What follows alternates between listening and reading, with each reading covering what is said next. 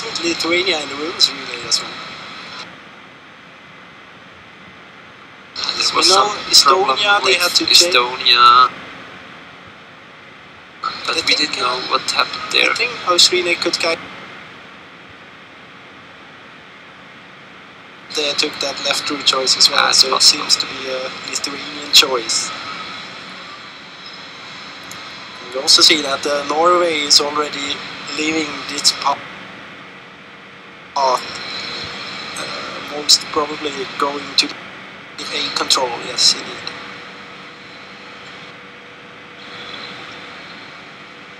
And you see that Sweden won, has the C control. We didn't talk much about the Czech team, but this is also a very strong team. Jan Petschela is running first leg for the Czech, and after him there is going to be Jan Šediví and Wojtek Kral running.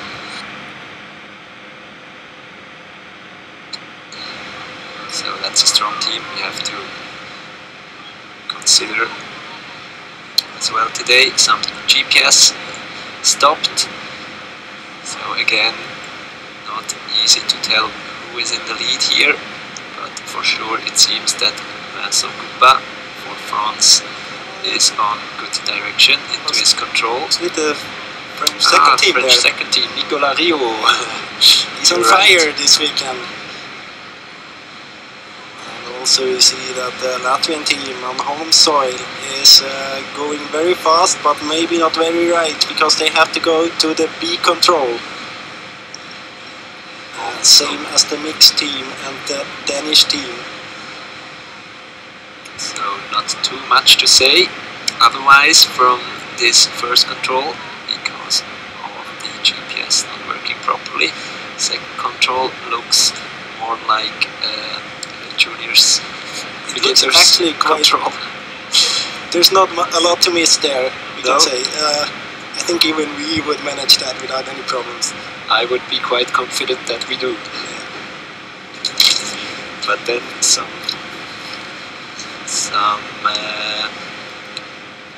more interesting leg into the third control and another forking. We saw two of those controls already in the women's competition, so maybe there are some tracks out there in the forest. Then we are going to see the runners at control number 4 again, TV control. So we are waiting if there is some GPS working. But the second control, I mean, we will see more difficult controls tomorrow in the sprint race, I think.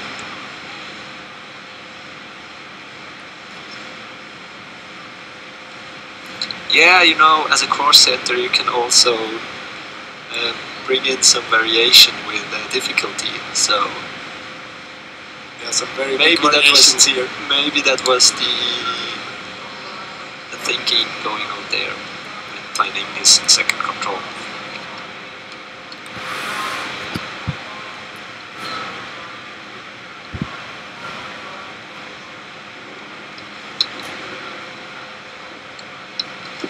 And maybe you hear it, and you can also see it in the picture.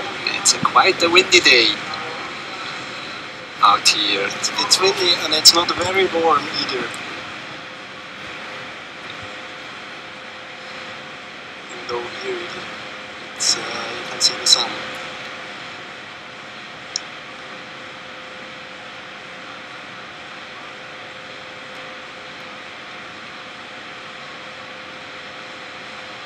Some more pictures from this very nice. And some replay from the GPS to the first control. We see that Jan Petschela seems to be leading the group. Also, Martin Regborn was on the track, and there all the GPS now devices they're on their way on the running leg to the second control. Together, and now we're back with the GPS. We don't have all of them though, but we have Sweden's first team, Martin Regborn. He is looking strong. As also have the Norwegian team there. And the French first team, I think.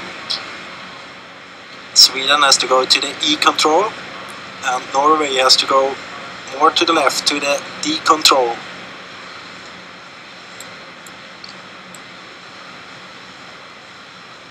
Let's see how they split up into this forking before the common control. Probably not a really unexpected forking after the very easy second control and the fourth control, which looks from their map already a little bit like a TV control in the open field. But at the same time it seems to be quite a difficult forking when it's diffuse and it's hard to keep direction in the green area. Yeah, and I think that Sweden is doing a small mistake here, heading for the wrong control. At least the first team, the second team has to go to this control, and they're now Martin Rekmon is dropping down into his control number E. See that Jonas Leandersson is going as he should.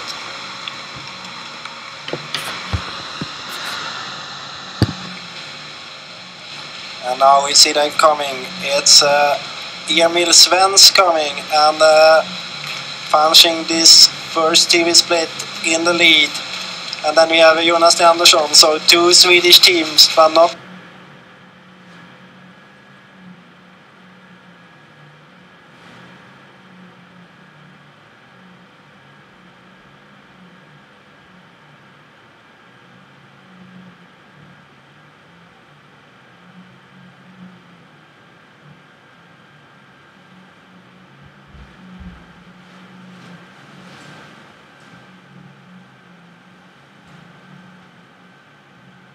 Øystein von Österbø for Norwegian team, but not for the first one. And also a Finnish team here with Antolainen. That's the first Finnish team. Ricardo Scale, David Stislers, Latvia. So 31 teams within 1 minute and 19 seconds. And we have many second and third teams in the beginning, and but no bigger mistakes of the favorite so far. Yeah, yes, but still, if you look at the Swiss first team, almost a minute behind. Florian Howald, also Magne Deli, 51 seconds behind, so that's quite a lot of time. But still, everything is quite much together, so you see the runners in front of you still. And now we go into an area where the women haven't been.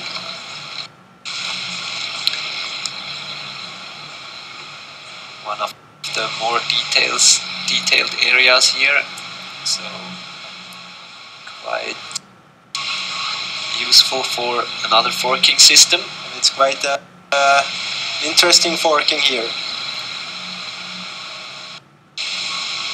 They are both the 6th and the 7th control forked. Exactly. So Nicolas Rion getting a bit stuck there in the marsh. And Sweden's first team, Martin Rekmon, seems to be on a good direction. He has to pick Control G there. Also the Czech team, Jan Petušela, running left on this little marsh or lake. So still very close together. So we see that all the teams which have the H control, they have to go to the very left, also to the 7th control later on, and the ones with G and I have to can go a bit more straight, heading more directly south again to the 7th control. There could be some time differences now in this forking, so we try to have a look at this. So Sweden's second team is heading, or has the forking H,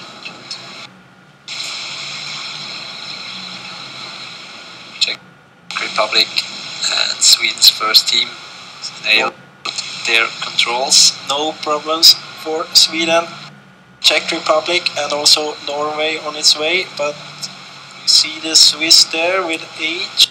They have to go to this very left, to the control very left there, but they also they are heading already. Should have. It's now at the G control. He shouldn't be there, and we see that the Sweden's second team is doing a great job there. Jonas Leandersson heading exactly as he has to, where he has to this H control. He seems to be the only one having this control. There are more teams, but on the direction he is running, I mean. Yeah. The other teams have run slightly more to the left, but this was maybe a bit faster because now Florian Howald for the Swiss first team can benefit from this white forest there. And we also see that Jan Petter Schela got a small gap over Sweden with Martin Rekborn or even Magne Deli for Norway. But he now has to continue through this quite dense forest. We see Leandersson, the first one to punch the H7 control, and he's followed by Denmark and Switzerland. And we see also that the teams that have the G and I control, they seem to be much faster and a lot ahead here. And a small mistake by the Czech there, Petter Schela. So now we have a long route choice leg, and the ones from control number H, they have the advantage that they are very close to the track, so they can run on the track now. So maybe they are able to catch up with the other teams on the other four kings here. So small mistake from the Czech runner, but he's still up there in the leading group. We also see that Finland lost contact quite early already with the G bunch there, with the runners of the G group. Yeah, that's true. Aleksi Antolainen had some problems here during this first part of the course. And now the runners are heading to this longer leg where we will have another TV control at control number 8. And let's see what routes are they running.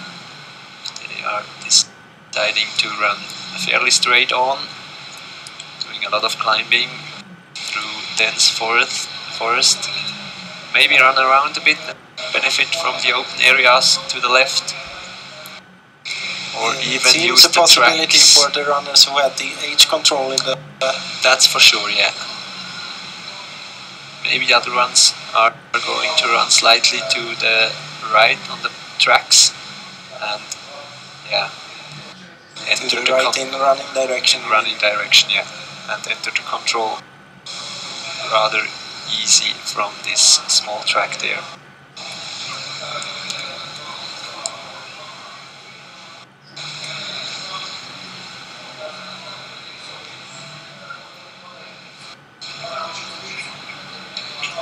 So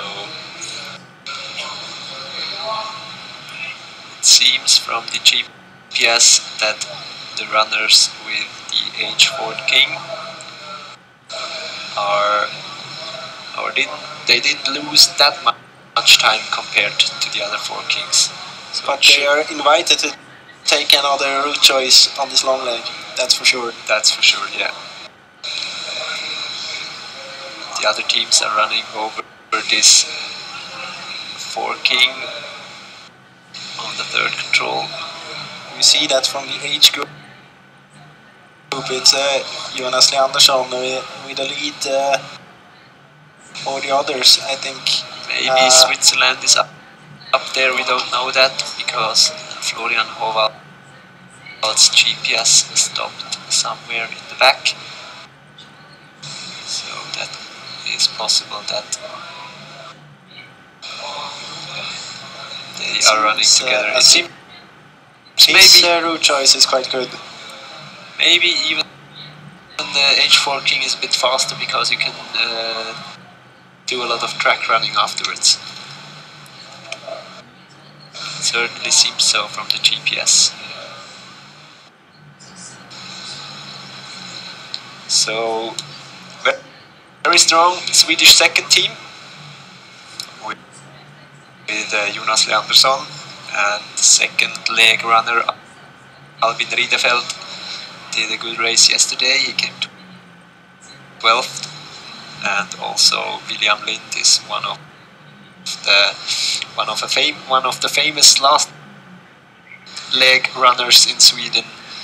He's also very strong at in Finnish sprints. Didn't lose a lot of them. Maybe one to Matthias Kimburz some years ago at TU Milan. I remember that. Couldn't name another one though.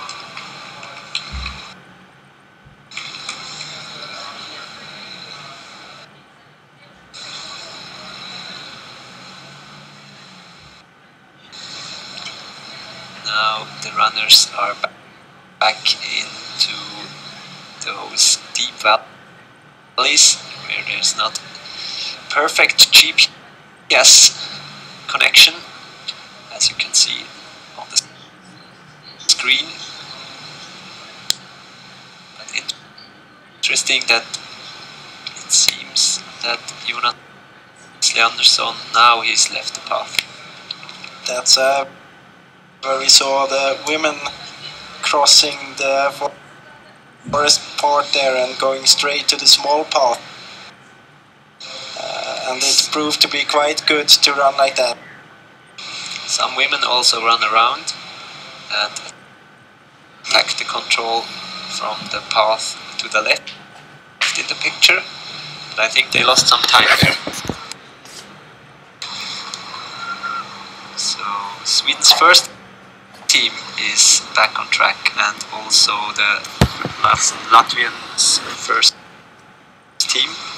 And what we know is that we don't have a GPS on the Swedish third team, and we have the more or less covered here.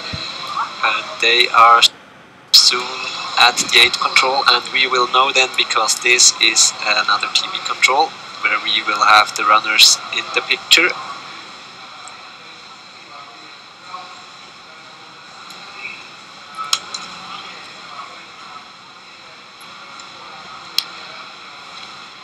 For Latvia, it's Davis Dietlers running this first leg. And here they come, and we see it's Switzerland, the first team, Florian Howald punching there.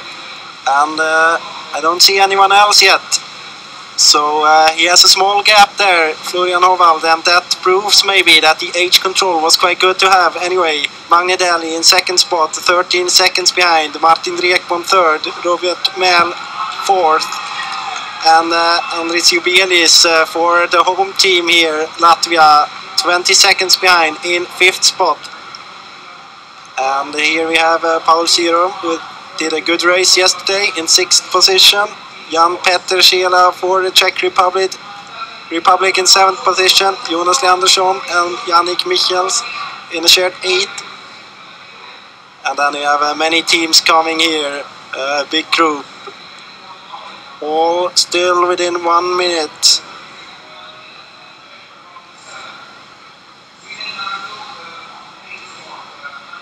We didn't have the Finnish first team though. And also Spain up there, and this seems to be the tail of the group. 1 minute and 4 seconds behind, 22 teams with the Spanish team in the end of this first group. And we had a small gap from Switzerland, some seconds, 13 seconds ahead of Norway. And this was an interesting route choice from Florian Howald. We see him now in the GPS. He was running past the second control again. So this seems to be the best route choice. He was running along the lake and following the track all the way, and then probably coming from in the picture from the left into the control. So that's really interesting to see. And also interesting that maybe the three biggest favorites, Switzerland, Norway and Sweden's first team. They are in the lead already at this 8th control of the first leg, but also Latvia with not Davis Dislers, he's running in the second team, but Andris Jubelis doing really well here.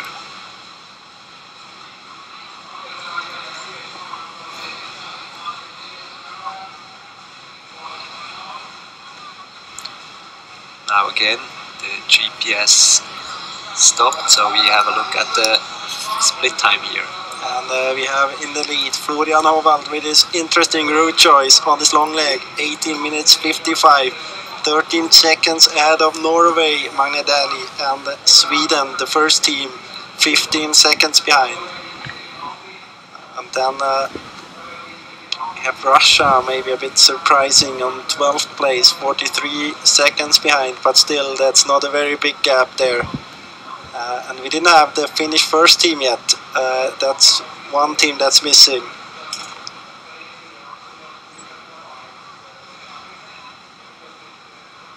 And we see the Finnish first team there together with Norway too. That's already some minutes behind.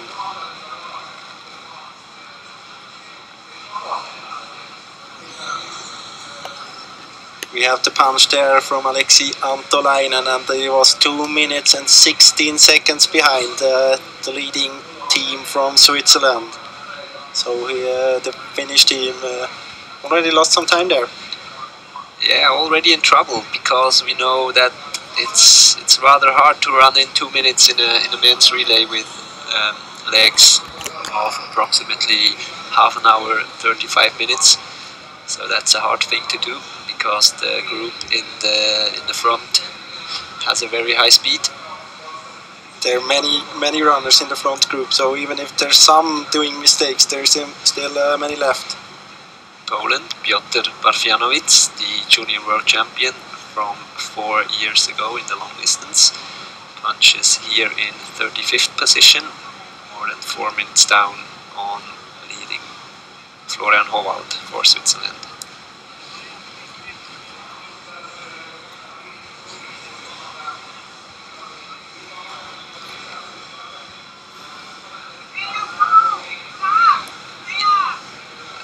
Now we hear some shouting from Christine Luscher, the national coach, so maybe Florian Hovald is approaching this TV control or this spectator control.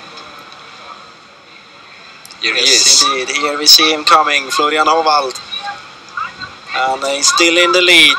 And we also see Magne Dali in second spot.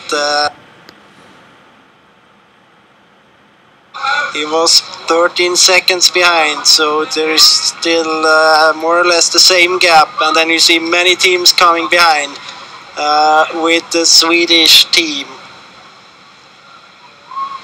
It's Martin Rekborn into third position, 23 seconds behind, so he lost 8 seconds there. And Jubelis, Serum, Leandersson into position 4, 5 and 6.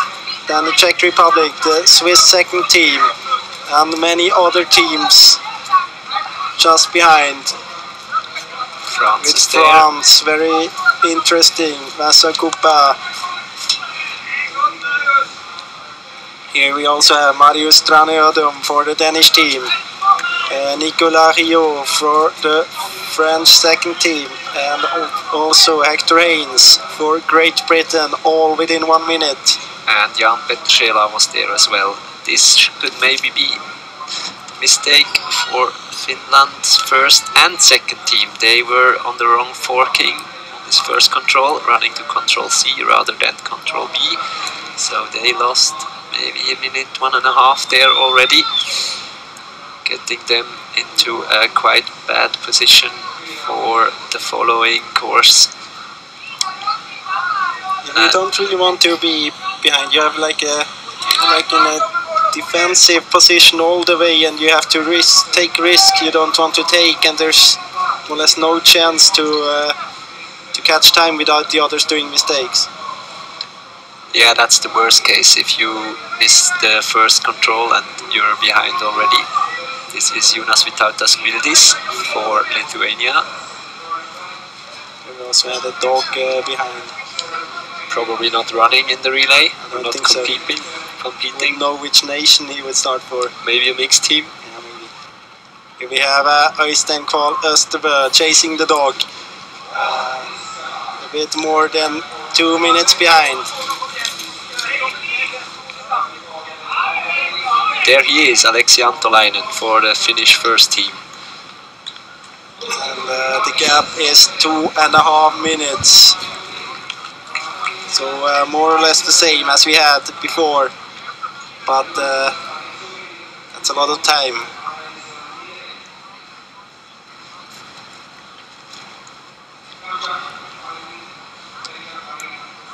Emil Svensk. Emil Svensk, he was in the lead at the first TV control, but he lost some time now. And also Aleksi Niemi approaching this TV control. 3 minutes behind.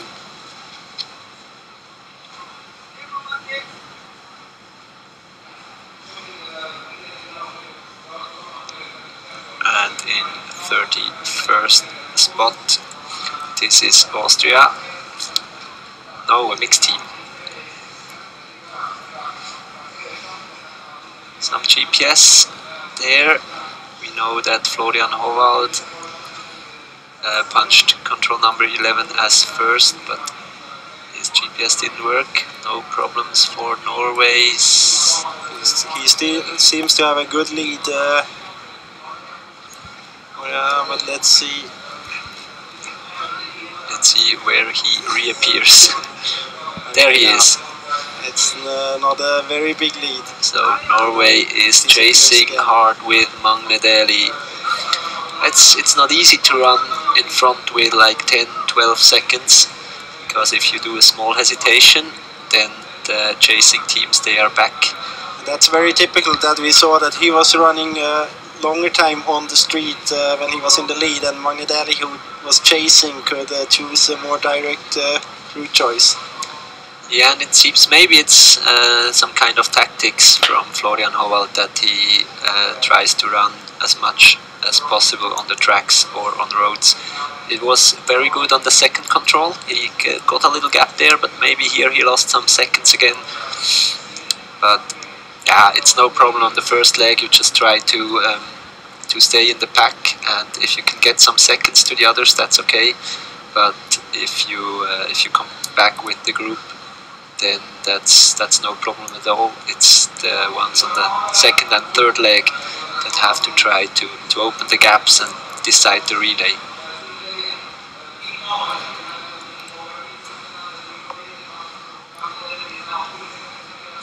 So we see a big group together at control number 13 before men are heading to another forking system with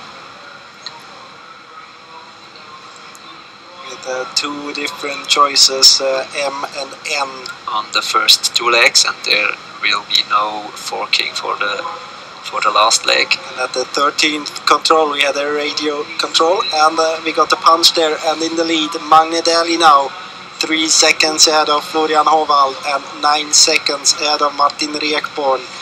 In fourth position we had the Swedish second team, Jonas Leandersson, 16 seconds behind, and then the home team from Latvia, Andris Juvelis, 20 seconds behind into 5th position.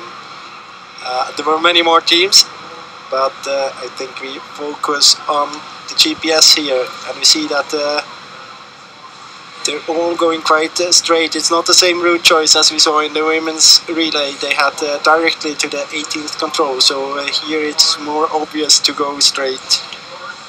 Yeah, they are not allowed to run through the olive green for sure, because that's out of bounds.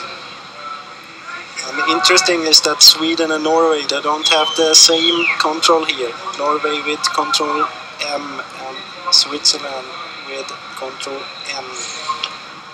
Yeah, Sweden's first and second team and the first Norwegian team, they all have the same forking, so this could be maybe a small disadvantage for Florian Hovald, because he has to run alone through this forking, while Norway and the two strong Swedes. What's Belgium doing there? That seems forbidden to me, to my eyes. That seems very forbidden indeed. Yannick Michels, he should know the olive green from the sprint competitions. Definitely. Don't know if there is some tape in the terrain. It doesn't look like it from this map. So maybe he's turning at least now.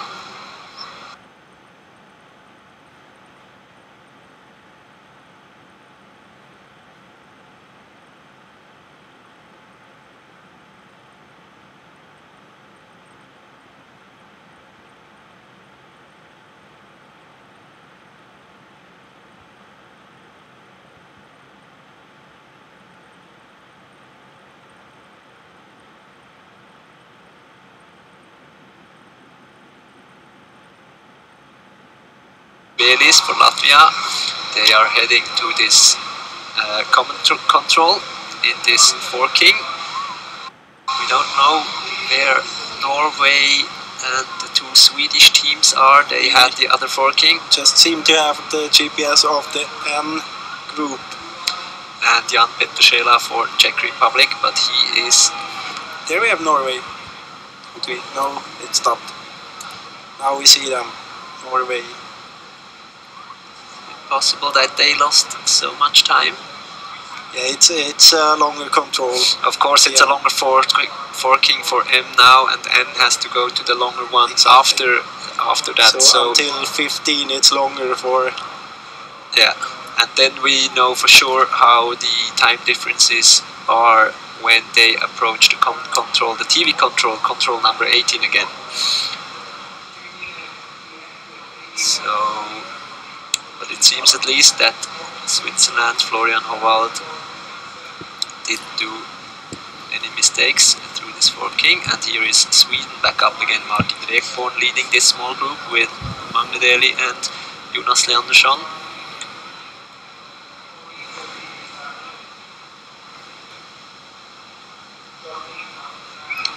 Maybe forking M is a bit shorter in total. Possible because they have to climb quite much after the 15th control in the forking M. So in the meantime we see that the group with Switzerland 1 and Switzerland 3 and Latvia has a virtual lead of about a minute to the other teams with the different forking.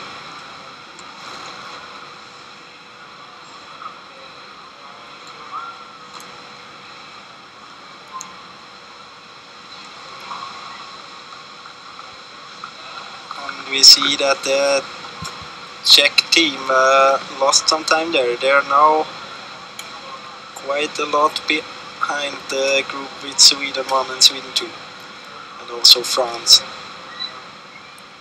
And it seems that France is following Sweden maybe to the wrong forking.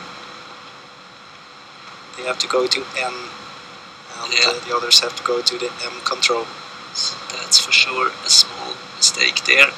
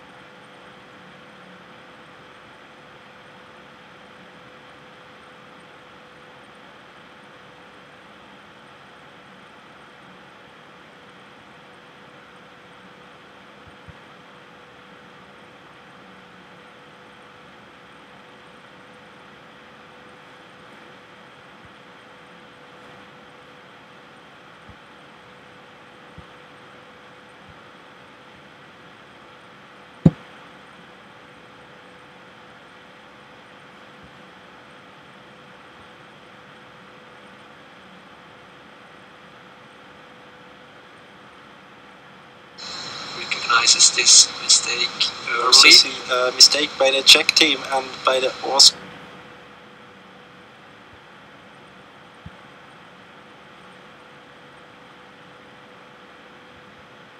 No big differences there. Quite equal, maybe small advantage with the N4 king.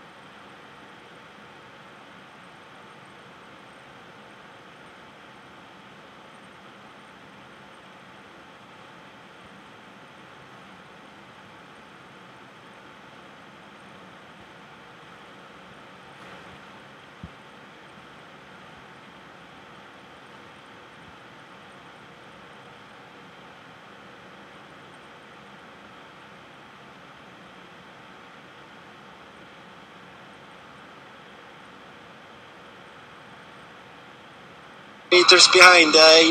Might have lost it on this route choice to the third last or second last control. And here we see Florian Schneider for the third team from Switzerland. And that's a surprise that Switzerland 3 is up there. But he's a good uphill runner, so he has the physical.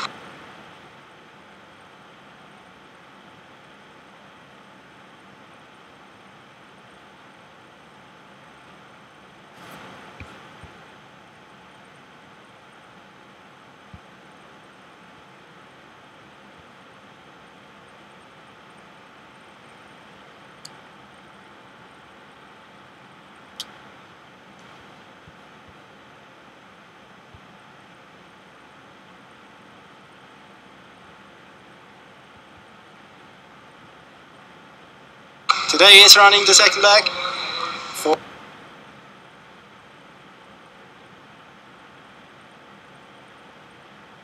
the home team, for the home nation. And nice to see some love in the air in the Czech team as well. And here you see how steep this hill is. They are all struggling. Dmitry Nakonechny for the Russian team, and also Jonas Ecker and Hector Haynes for Switzerland too, and Great Britain. They will be the positions 8, 9 and 10.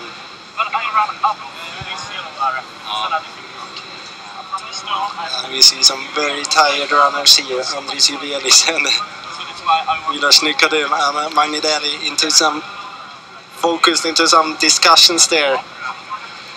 And it seemed to be discussions about orienteering, not changing over tactics or techniques. The Norwegians will take over from the second to the third leg. Maybe.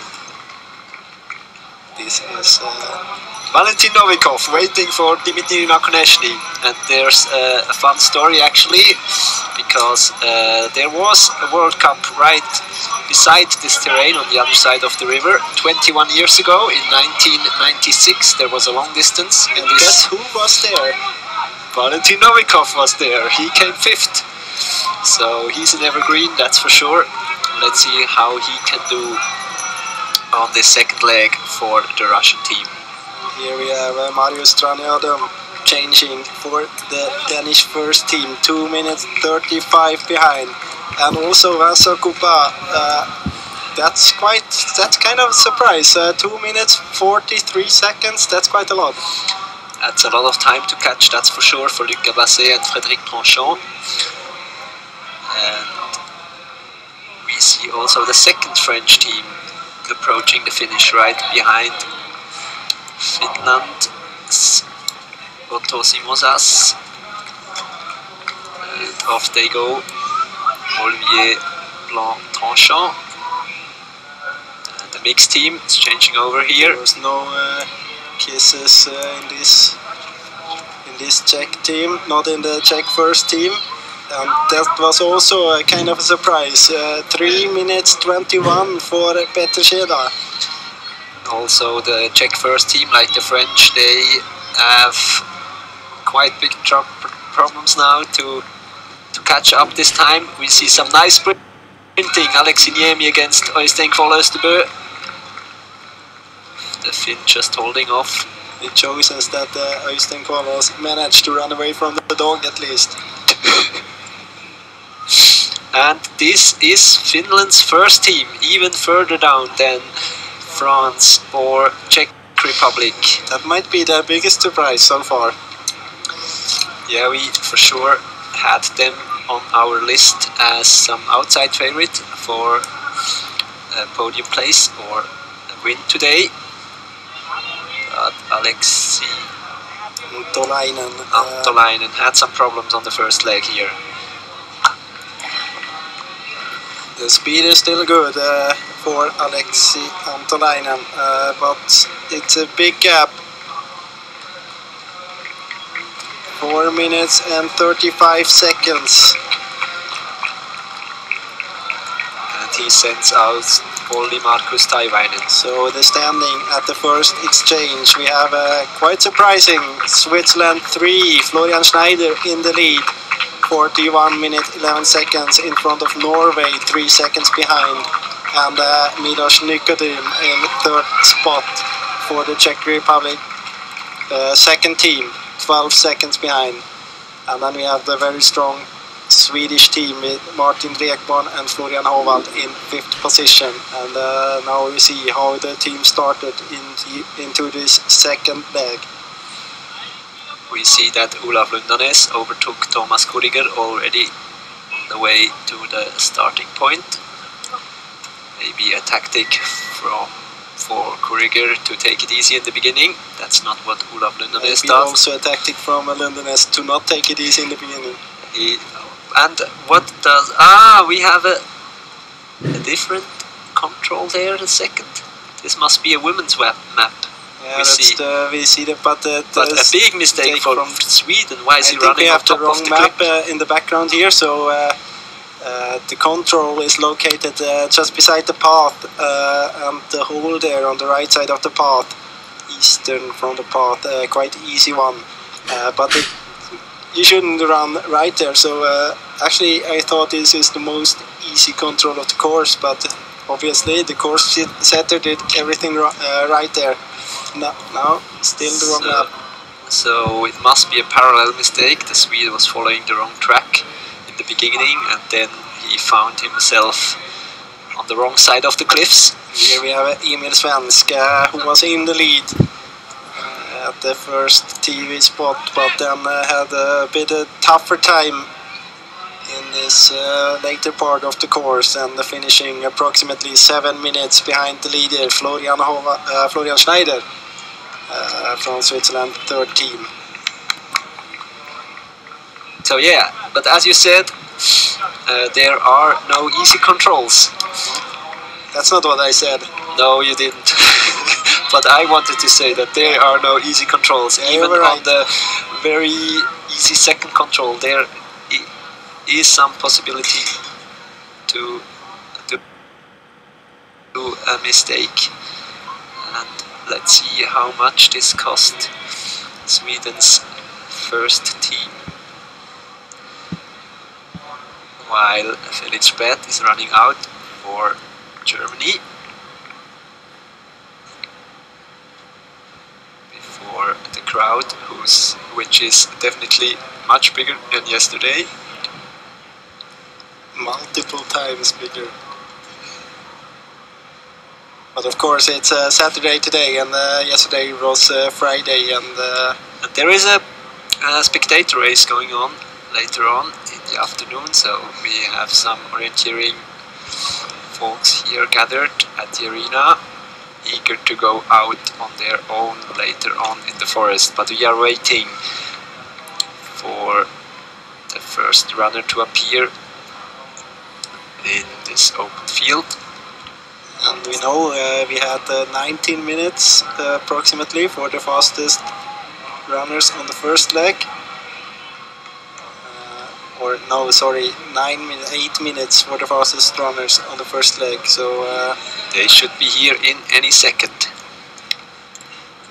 And I think that was a runner coming to the finish, maybe. But I think I hear always when I hear someone breathing, I think it's Olav Lundell. It's coming. But we don't see anyone so far. 15 minutes in the competition. First and now I think I see someone there. This is Let's see who it is. I don't think it's Lundenes, and I think I see some Swedish runner behind.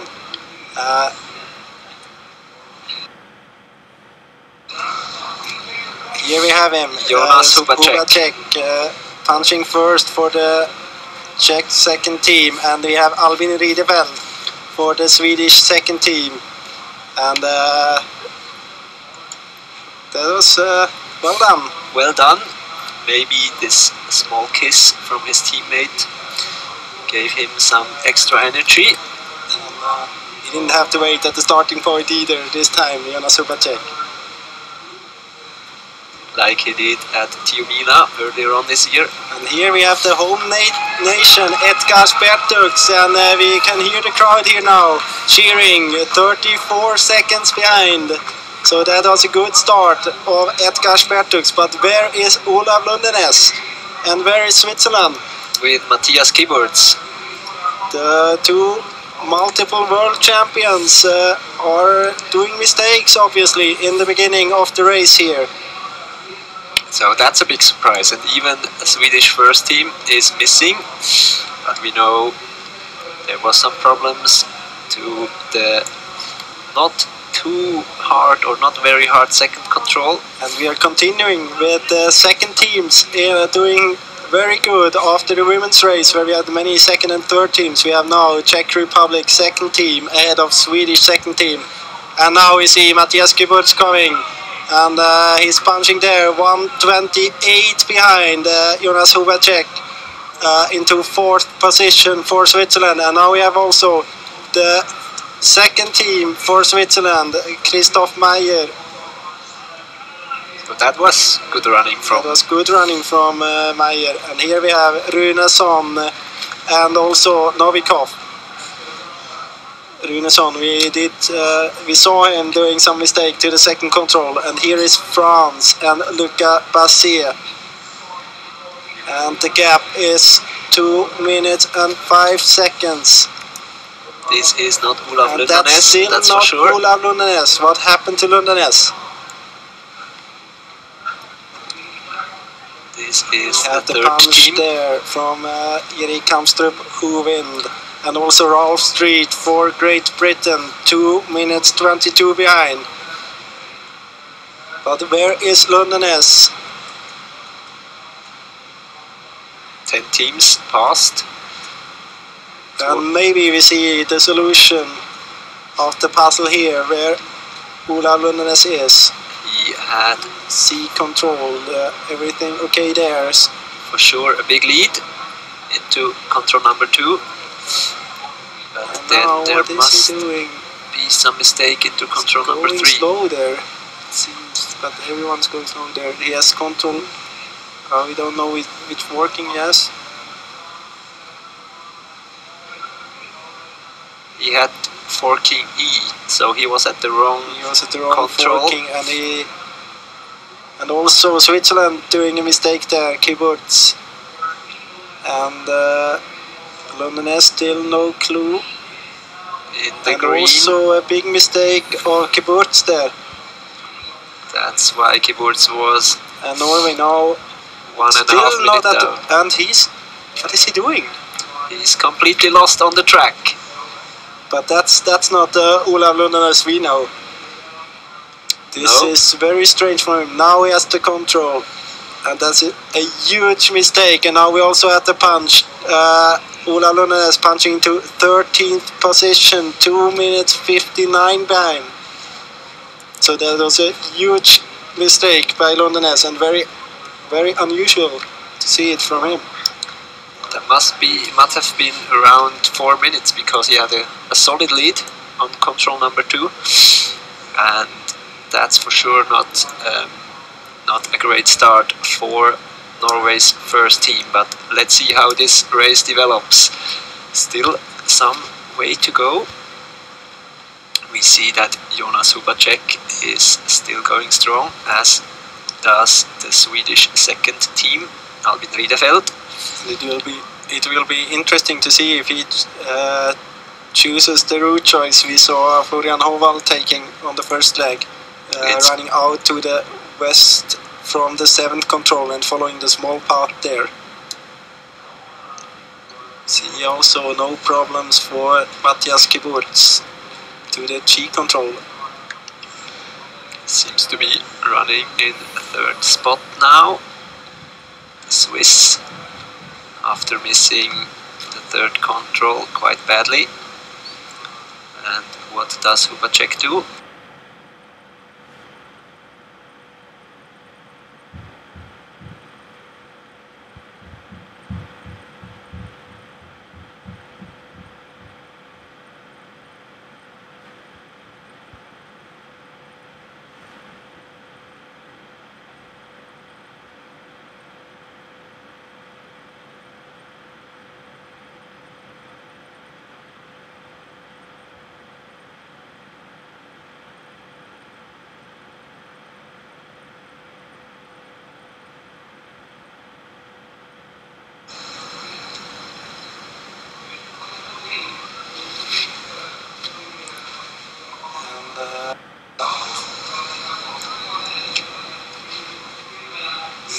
Olav Lundanes has to go to the G control.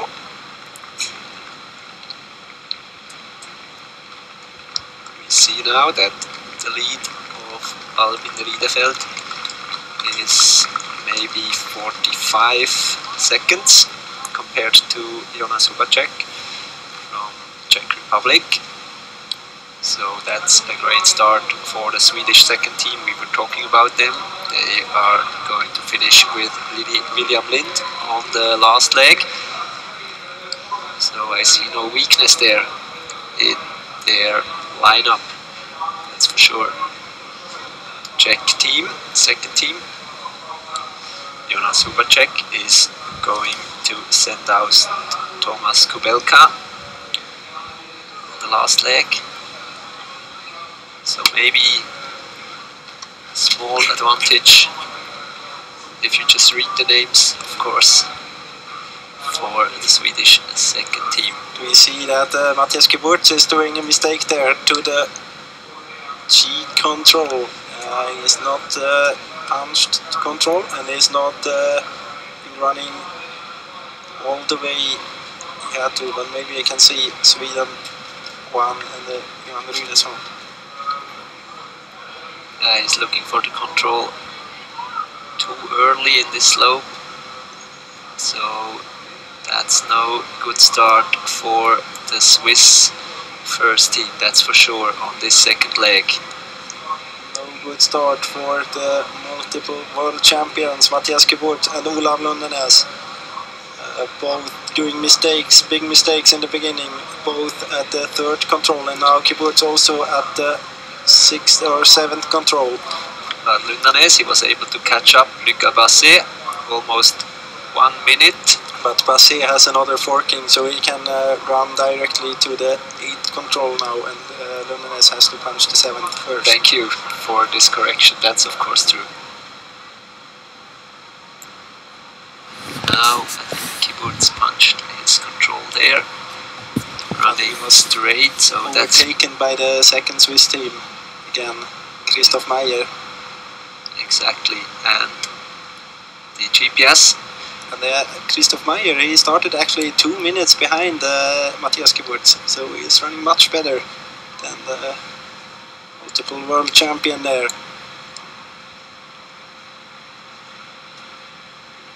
We don't know where Sweden 2 and Czech Republic 2 are, but they should be ahead in this GPS comparison on the long leg to control number 8.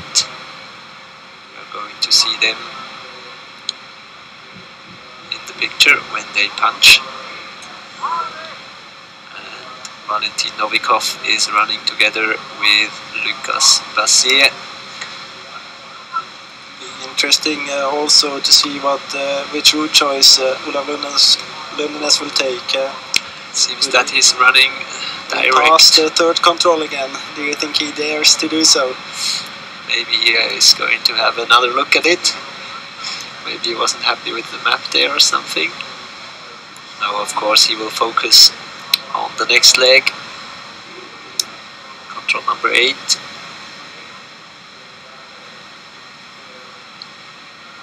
See Sweden 1 with Johan Rydesson and Switzerland 2 with Christoph Meyer fighting through some green.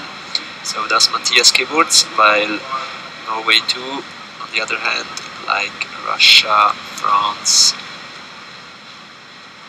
and another team, Latvia, it should be Latvia with Edgar Spertuks maybe.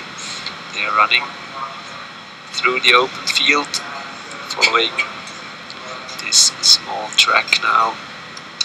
And Sweden with Johan Rydesson, he seems to be a little bit off now in the slope. He has to, or they have to fight through some more green now before they enter the track. Here we have Albin Riedefeld punching first, and a very good race so far. 1 hour and 43 seconds until this second TV split for the Swedish second team.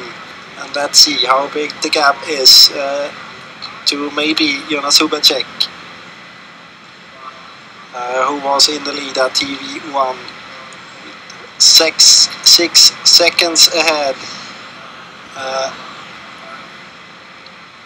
of Albin Riedefeld, but no one, we can't see anyone there.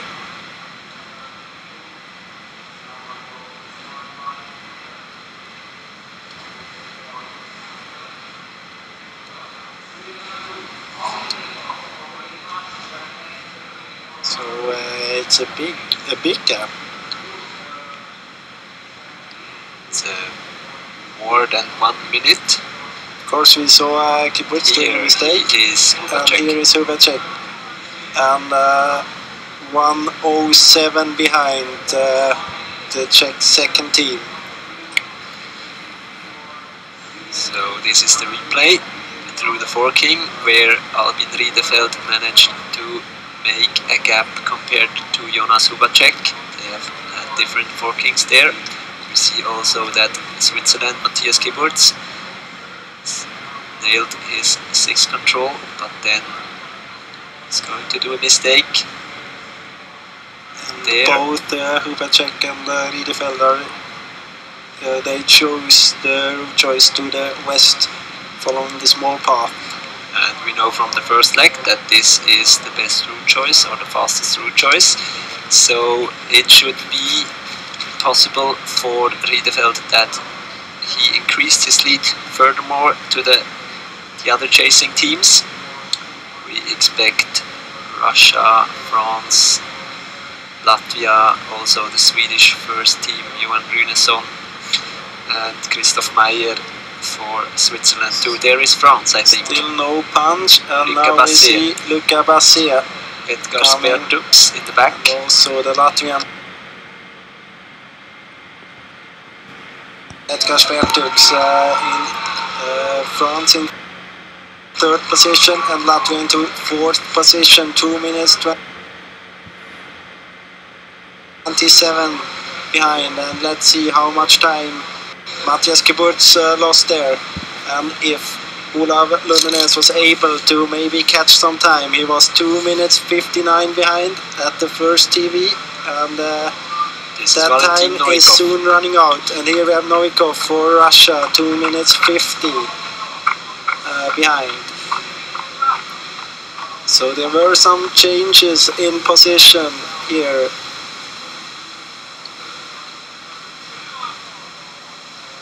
But Sweden's second team is way ahead of yes. the other favorite teams. And here we have Christoph Meyer for Switzerland too, 3 minutes 19 behind.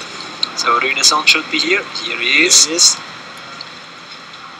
And also we have the second team from Norway, and Matthias Kiburtz. The third team from Norway, Matthias Kiburtz, and also Rouse Street for Great Britain. Within 3.5 minutes. That's a lot of time. And there I think we see Olav Lundenes. No, it's Gaute Halland Staver, the second team. So where's Lundenes? He is continuing to lose time here.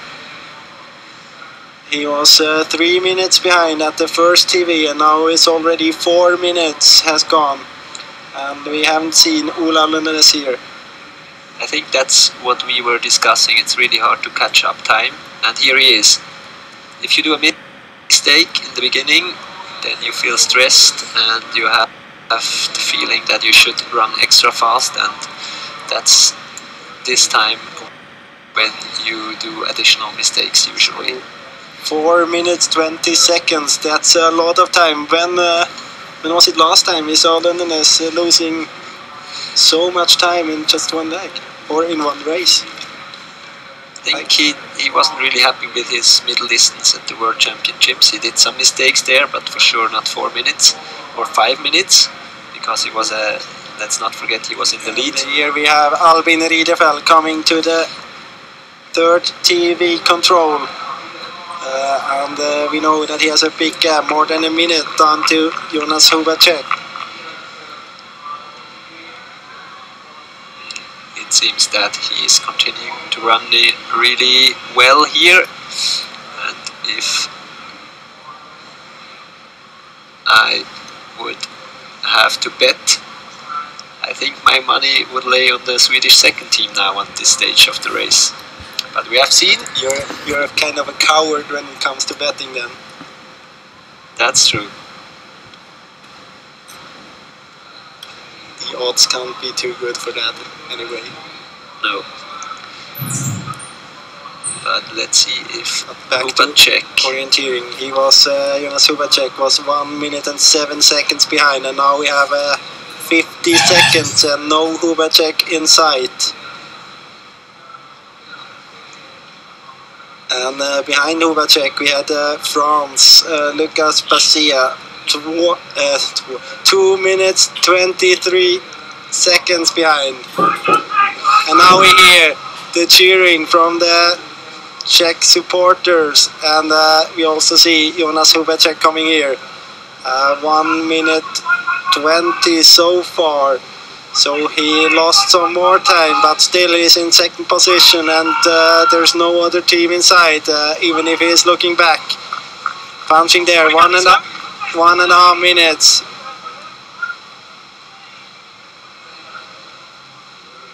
He can't be too satisfied with his run if he's looking back. Yeah, maybe maybe he's not confident enough that his speed is enough to hold the others back.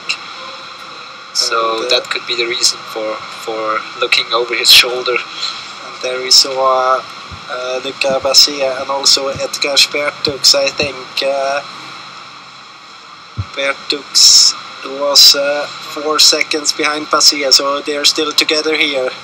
Luca Bassia, and they were 2 minutes and 23 seconds behind, so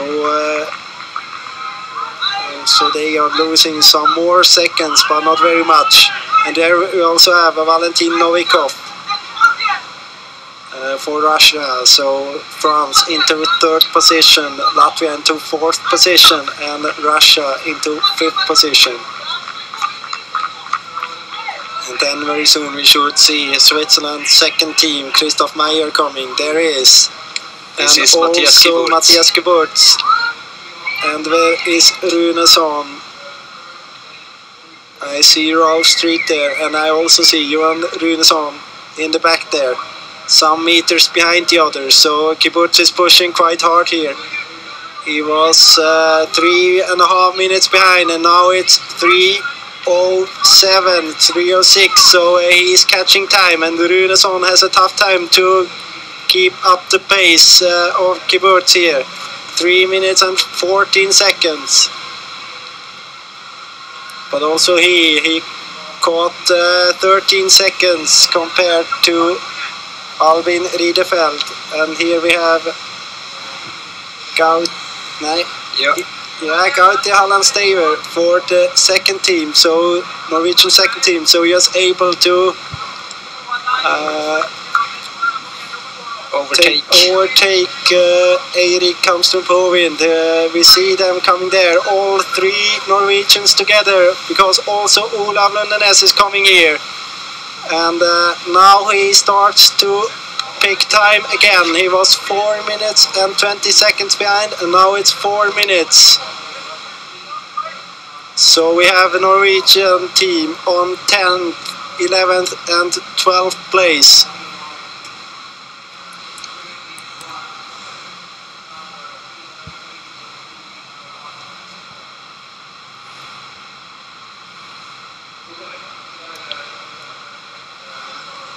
For me, it's quite a surprise that the gaps opened up that much in this beginning of the 2nd leg.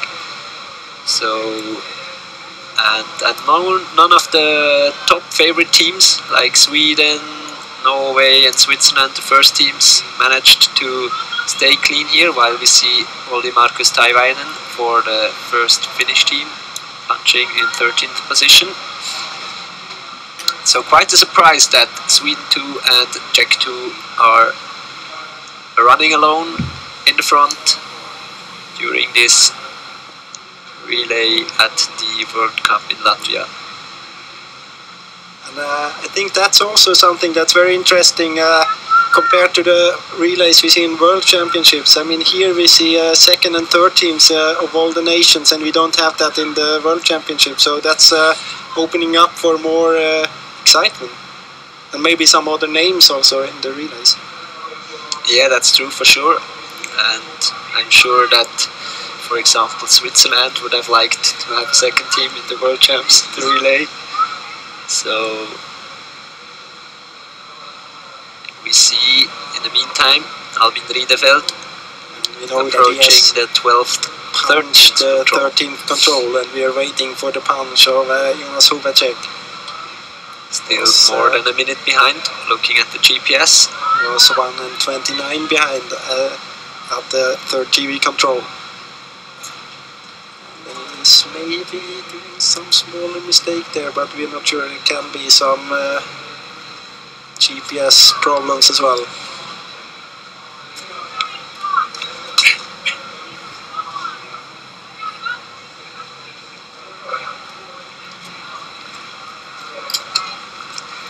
So Riedefeld is going to enter this other forked part of the course. Shouldn't be a problem for him because he's running alone.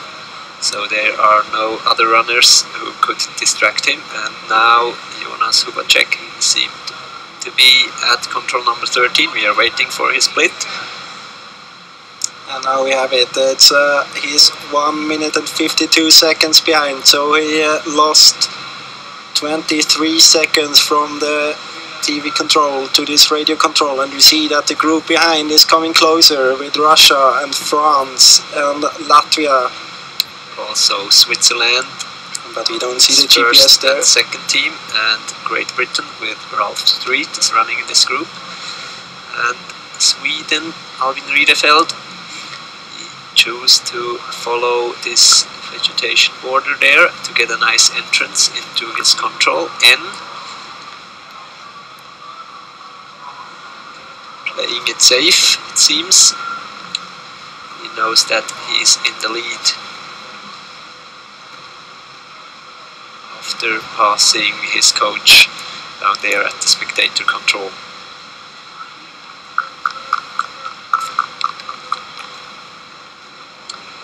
Maybe a small mistake. I think we see a mistake there by the group behind, because we have no split times yet. And that opens up also for Olav Lundenes and the three Norwegian teams chasing behind. So let's see when we get the splits in. I think we'll have a big group there. No problem for Riedefeld with his control number 14. There's some smaller problems for Jonas Hubacek with direction, and now we got the punches there. We have Johan Runesson in third spot, 3 minutes and 15 behind, and then we have Rolf Street for Great Britain, Matthias Gebutz for Switzerland.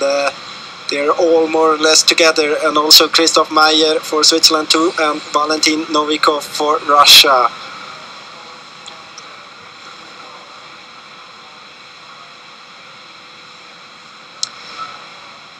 Hubacek. And now we also got a punch from Norwegian team, and it is Gaute Allan Staver, and also Latvia Edgar Spertuks punching in 8th position, and Gaute in 9th position, 3.5 minutes behind. So they are together with the other group. And we see from the GPS that Olav Lundenes has a small gap. So he seemed to, might have lost some time. Now we have him, 4 minutes and 5 seconds. He's together with Erik Kamstrup Owin, and he lost 4 seconds from the TV control, so approximately the same, more or less the same speed. But he isn't coming closer. And Albin Riedefeld is increasing his lead, that's for sure, compared to Jonas Hubacek. He just seems to have slightly higher speed and more security in his orienteering. So this looks really promising for the Swedes, for the second Swedish team. But I think Hubacek is doing quite a good job. I mean, it's not that easy to run alone behind, and it's a big group chasing. Yeah, that's for sure. He's holding him off for quite a long time now, but I'm not sure if he manages to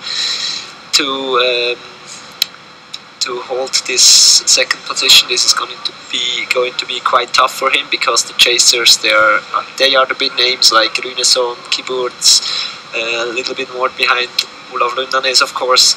So he's going to have a tough time here on this last loop But I think he will be satisfied if he can come back in the group. I mean, he ran out together with Runesson, and he's at the moment still in front of him. So if he comes back together with Sweden one, he did a really good job. Yeah, definitely. Maybe the guys in KV, they see that he can do orienteering on his own. Maybe good for next team. Maybe good for next year's big relays like Team Mila. But I think this is good for his self-confidence as well, to see that he is strong against all the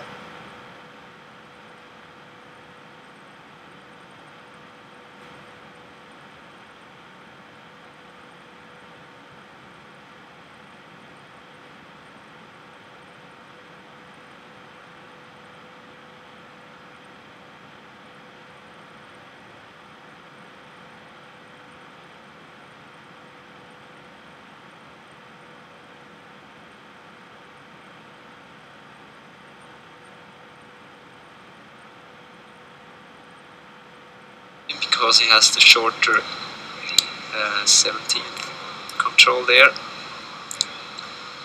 And in the meanwhile, we had the punch from Finland's first team at the radio control number 13. Olli Markus Taivainen was there 4 minutes and 57 seconds behind into 12th position.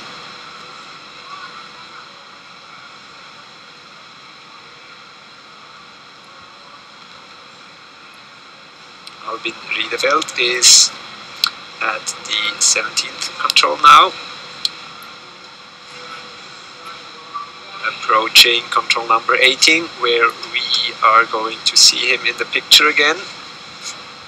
So that's still a big lead for Riedeveld and the Swedish second team. And Johan Runesson's GPS reappeared on the screen. He has the same forking as Riedeveld has. I think, yeah, Switzerland once Matthias Kiburt's GPS stopped to work, so we are not quite sure where he is.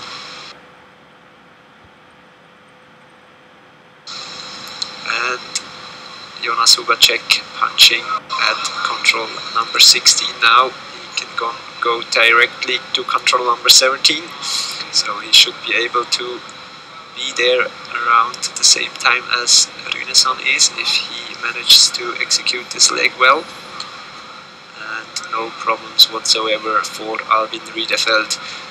And I think we will see him very soon in the picture at the third TV control. Here he is.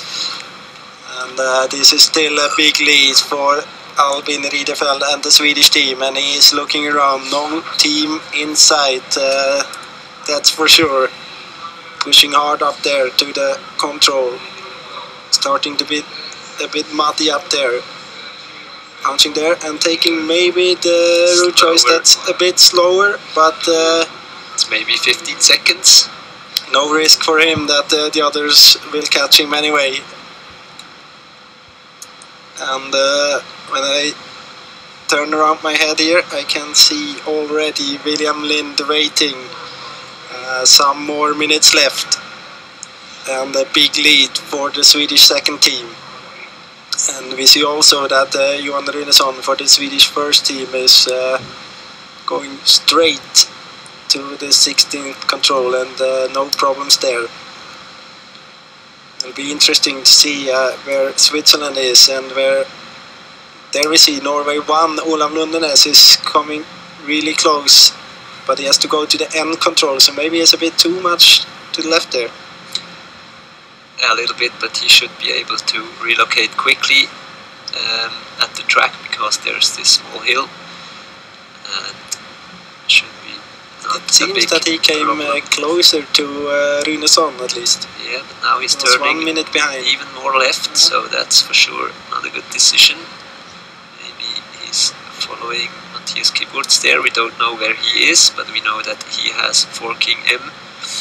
And that's a mistake, an additional mistake for Olaf Lundanes, that's for sure. He now meets Johan Runesson. Maybe they greet each other with some words. Or a handshake? Maybe not. But London is doing another mistake, so it's for sure not the best. And we see also Albin Riedefeld talking about maybe not the best, but this, I don't know, it seems quite good to go straight down there and not fighting through the green areas, but he didn't take the one around at least. He should have taken the path. And here we see the runners preparing to go out on the third leg. William Lind there to the right will go out in the lead most probably. And also Jerker Lisell for the third team for Switzerland. And there we see Gustav Bergman, Daniel Hopman. Waiting for Matthias Kiburtz. Now a lot of time has passed already at the TV control, and no Hubacek, and I think we will see Riedefeld very soon coming to the last control. And this will be a very big lead. Here he is, a really good run for Albin Riedefeld for the Swedish second team, fighting all the way up here to the TV control. And here we see also Johan Runesson coming in second spot to this fourth split. And there is Jonas Hubacek and also Matthias Kiburtz.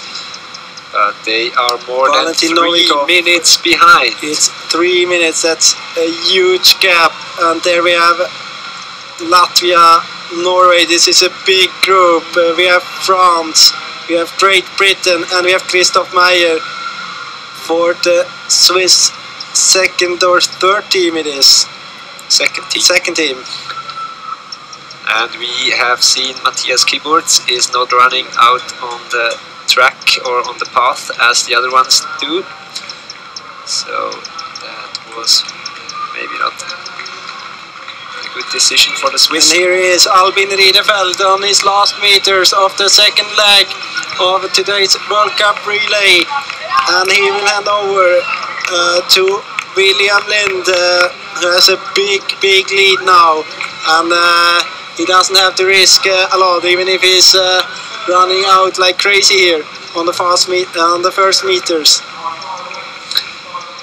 I think a coach should tell him now that he's more than 3 minutes ahead, but I'm quite sure that he gets this information.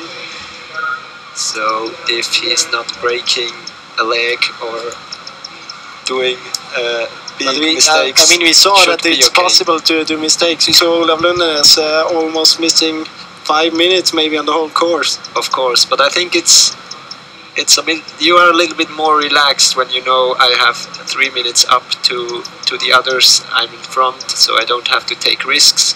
I can do some extra stops, reading the map carefully, checking the direction, and he also knows that he has a really good finish, so even if they are catching him, he can still rely on his sprint finish up this steep slope. But now we are waiting for the chasing teams here. And talking about Lundenes earlier, we still have no punch from Lundenes at the 18th control. So he did a mistake and he continues to lose time. That's maybe the big surprise of this second leg. And we're waiting for the chasing teams here. Johan Runesson, Jonas Hubacek, Matthias Kiburtz, Valentin Novikov, Edgar Spertux, and some teams more. Let's see who will be first. It's a Swiss. Yes, it's Matthias Kiburtz for Switzerland. And we see Johan Runesson for Sweden. And also Jonas Hubacek for Czech Republic. And Gaute Allan Staver for Norway too. Rolf Street for Great Britain. Valentin Novikov for Russia. Christoph Meyer, Switzerland too. And Edgar Spertux, I think, for Latvia. But it is Kiburtz and Runesson, Switzerland and Sweden, that can open up a small gap and maybe send out their anchormen with a small lead down to the other nations. That's for sure a very strong finish from Matthias Kiburtz, who had problems early on in the course. But he finished strongly.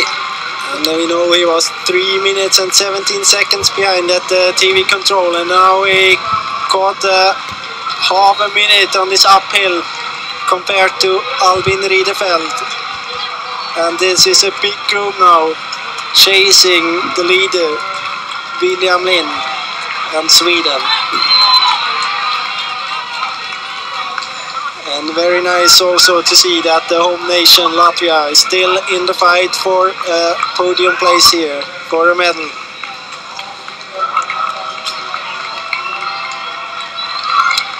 More conventional changing over, this time for the Czech second team, and Jonas Subacek, he managed to stay in the group, so good job for him. And also Edgar Spertux we see here completely empty after this very physical end of this course here.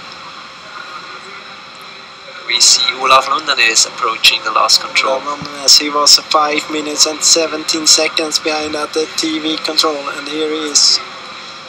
Maybe he was able to catch some seconds, but for sure he won't be satisfied with this race.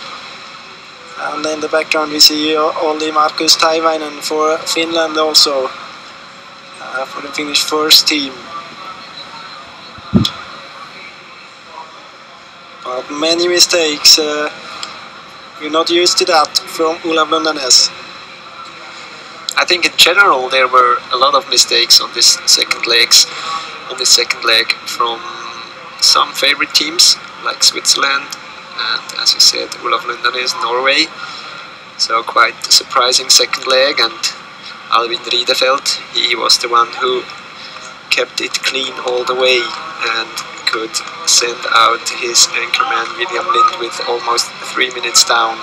And here he is, Olaf Lundanes, and he is sending out Eskil Skinneberg, who has to chase now the group in front of him. 1 minute and approximately 40 seconds he has to catch to be back in the fight for a medal today. We also have Finland, Olli Markus Taivainen, and also Norway, third team, Eirik Kamström Hovind.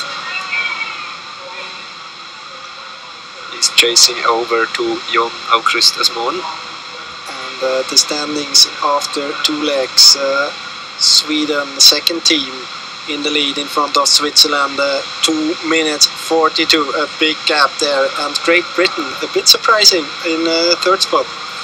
Yeah, very good running from Ralph Street as well on the second leg, and we have quite many teams from in a short amount of time from the 2nd to the 10th position, I think.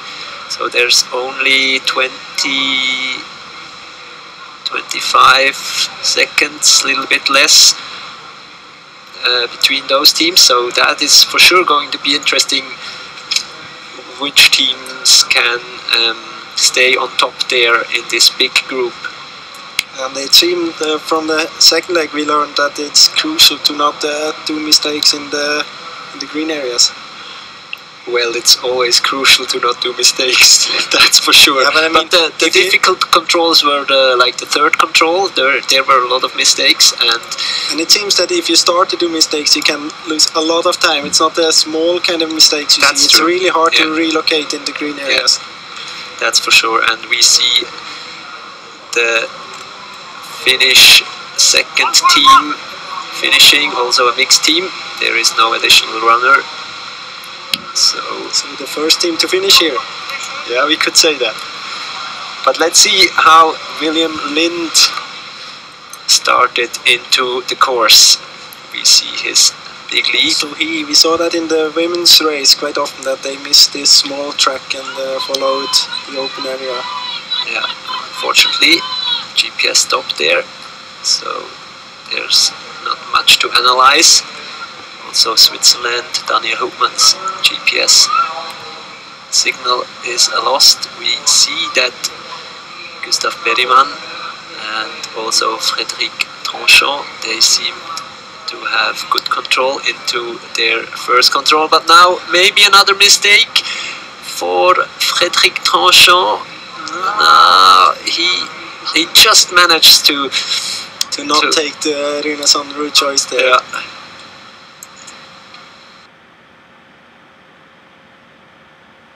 Runason was running to the right of the cliffs. Rather annoying mistake, I think. Rather unexpected route choice. And we also see from the map this crucial third control up this green and vague slope there, where there are no really distinct features. And we saw both Kibbutz and Lundenes doing big mistakes there at different forking controls. So there's not only one of the controls that's difficult, seems to be all of them. And again, the standings at the second changeover. We see Norway 1 and Finland 1 in 11th and 12th position. Also the Czech Republic in 16th. So those three teams we expected higher on the result list, that's for sure. Here we see William Lind approaching his control, nailing it. Yeah, quite clever to go out to the small rivulet there and take it from the western part. Yeah, I think that's those things that I meant before. If you know you have this big lead, you can invest some seconds in safe route choices and in maybe an additional stop here and there, or an additional map contact, so you are able to execute those routes well. Here we see William Lind coming to the first TV split. We saw a very stable race in the beginning, so it will be interesting to see if the other teams manage to come closer. We had Switzerland in second spot, 2 minutes and 42 seconds behind, and then it was a big group following. So just from the GPS it seems as if they maybe came a bit closer, but of course they haven't punched the controls yet, so yeah, it's true, it's hard to tell from the GPS, but at least it seems like Gustav Berryman, he does a good job here, entering this control number, or this control D, control number 3. We don't have Daniel Hoopman on the GPS though. We also see that France is doing a small mistake with Frédéric Tranchant. it starts with a small mistake. We have seen Lundenes starting with a small mistake there as well. He's at the wrong control. He has to go north to control D. Looks better for Russia. Dmitry Tsvetkov. And also for Norway's second team. This was Håkon Jarvis Vestergaard. And we are waiting for Gustav Berryman. Maybe also Daniel Hoopman. There he is, Daniel Hoopman. We know he was 2 minutes and 42 seconds behind, and now it's less. He was almost maybe 50 seconds, maybe 45 seconds, but definitely closer if they... here they come. So 50 seconds, and also we have Russia, Dmitry Tsvetkov and Gustav Berryman together. So now it's, let's say, 4 teams chasing with Jarvis Vestergaard also. And they catched quite a lot of time compared to William Lind already, but it's still almost 2 minutes. It seems that it's 4 teams now closest to chase, and this is Fabian Hettner, Switzerland 2. Punching there, 2 minutes 32 behind, and then we have Latvia, Andris Jubelis. Rudolf Cernis. And the Frederic Tranchant, 2 minutes 42 behind.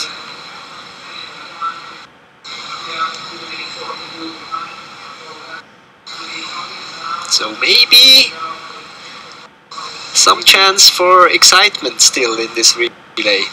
It's a long way to go. A long way to go. Yeah, I mean it's almost 40 minutes, so it's not those 30 minutes we were expecting.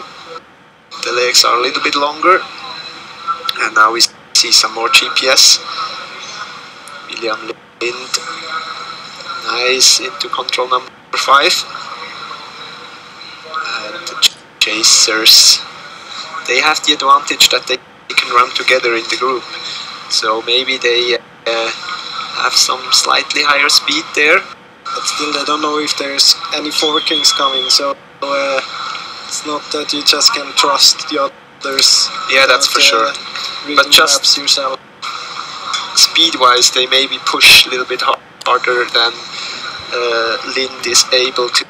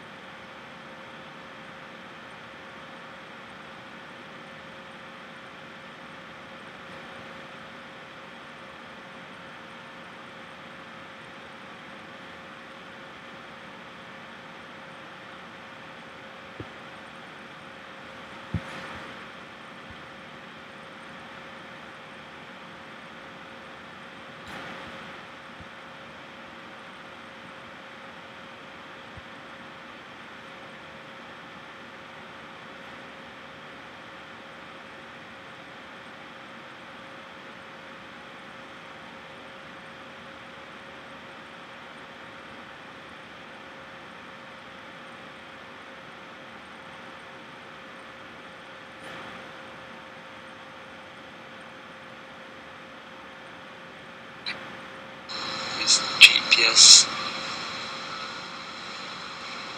stopped the work, and now we see also Sweden with Gustav Bergman, who at the other forking is approaching rather fast. You see that Latvia is going down and out to the small path. Good route choice there, but also William Lind. I think if you run to the east, you should cut in there in the forest already. We saw that in the Wimbledon relay. That was a good choice.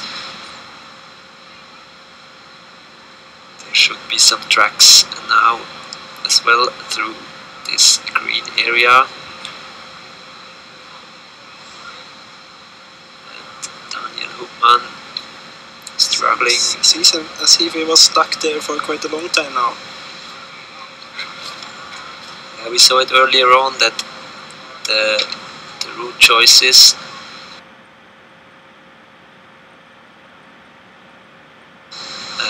using some more tracks and paths are faster there.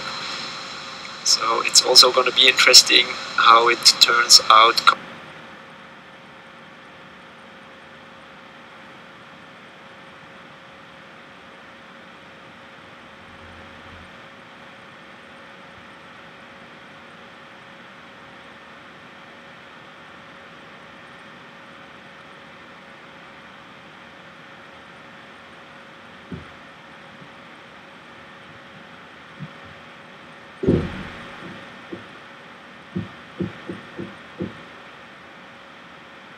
Here he is. No problems at all for William Lind, and still in the lead. So you can see how much time he took there, running out from the control to read his map. He knows that that's his only job to do. Read the map carefully, making sure he's not doing any stupid mistake now. And now we can see that the Russian team was also running around. We see the dot there. So I think they were running to the west and the small path as well, even if the point isn't moving. But yeah, it's gonna be interesting to see who's coming second there through this TV split. If it's Hupman or Gustav Bergman or Russia with Dmitry Tsvetkov, because they all took different route choices. I would say Russia. Let's see if Jonas is right with his tip here. If you say Russia, I go with Switzerland. Okay. But we see Dmitry Tsvetkov now, and also with William Lind, they passed each other on the track, so that's information for William Lind as well. And also for Tsvetkov. Of course. But Lind.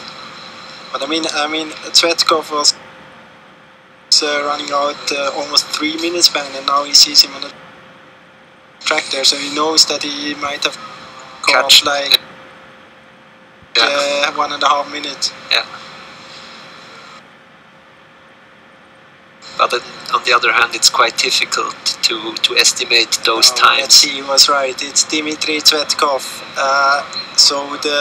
And also Daniel Hupman. So only some seconds. So the route choice was more or less the same. 4 seconds between the two runners, and 1:44 for Russia, and Russia was 1:56 behind, so they keep on taking in some time compared to William Lind. We also know that Gustav Bergman is out there. He should approach this control pretty soon. He was in second position at the first TV control, so he lost some seconds, maybe due to the forking or maybe due to the route choice. Small mistake as well in the forking. That's right. Here he is. So here he is 2.5 minutes behind, so he's 45 seconds behind the other two runners from Russia and from Switzerland.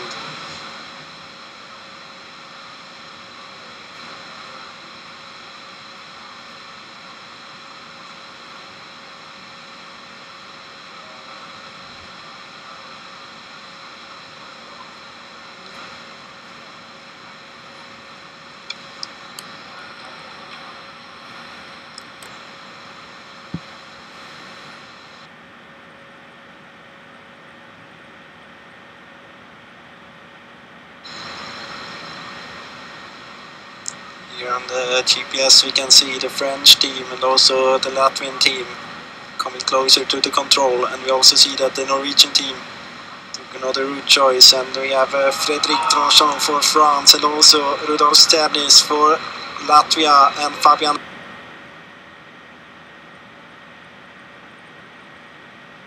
for the second Swiss team. 3 minutes and 20 for the French team. They were 2 minutes and 42 behind, so they lost some more time. And here we have Håkon Jarvis Vestergaard, 3:39. So he also lost time. He was 2 minutes behind at the first TV control. But we saw him doing a mistake there at one of the controls. And here is, I think it's maybe Eskil Sinneberg, yes indeed. And also Fredrik Potin for Finland, so Norway and Finland still within some seconds.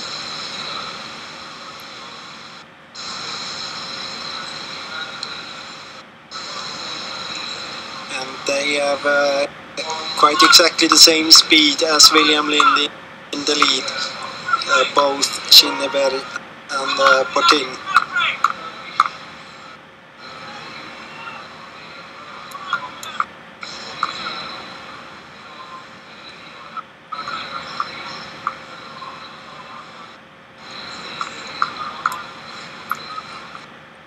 And here we have William Lind punching the TV control, the arena passage, and the gap down to Russia was 1 minute 44, so we are not expecting the other teams coming within the next seconds, but soon. See also that William Lind maybe did a small mistake there into his control, because he had K. No, he must have had J, so that's some confusion there, but no problems for William Lind. And he's doing his job really well on this last leg.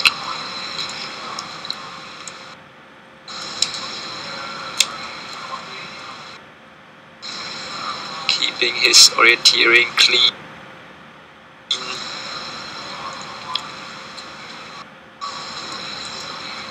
And also to this 12th control.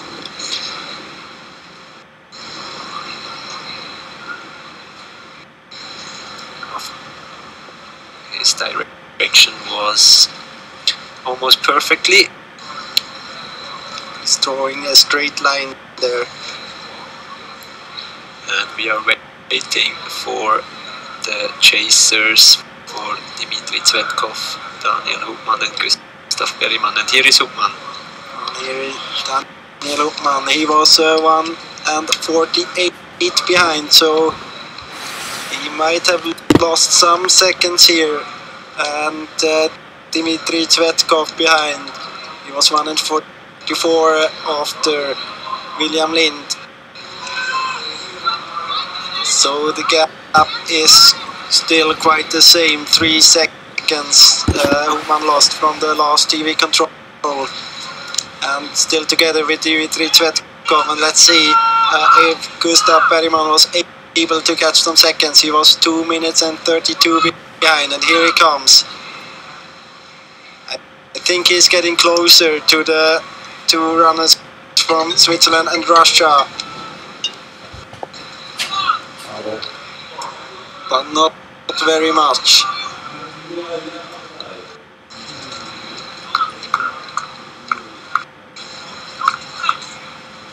So we have Sweden on first position, and we have Sweden on fourth position as well. And there is less and less course left for the chasers to overtake William Lind. I think we saw some runners there in the background. We're waiting for France, Frédéric Tranchant, and we're also waiting for Latvia, Rudolf Sternis, and Fabian Hettner for Switzerland too.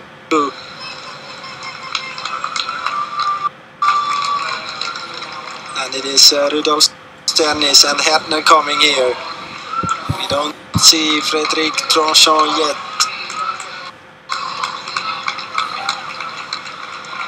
And they were 3 minutes and 20 seconds behind.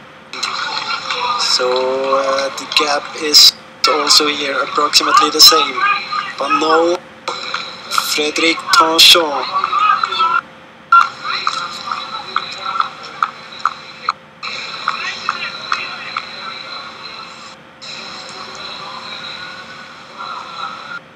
So he lost France, lost contact to Switzerland too. This should be Eskil Skinneberg. Yes, indeed, the Norwegian. Together with Håkon Jarvis Vestergaard, also from Norway. But still we don't have Tranchant here.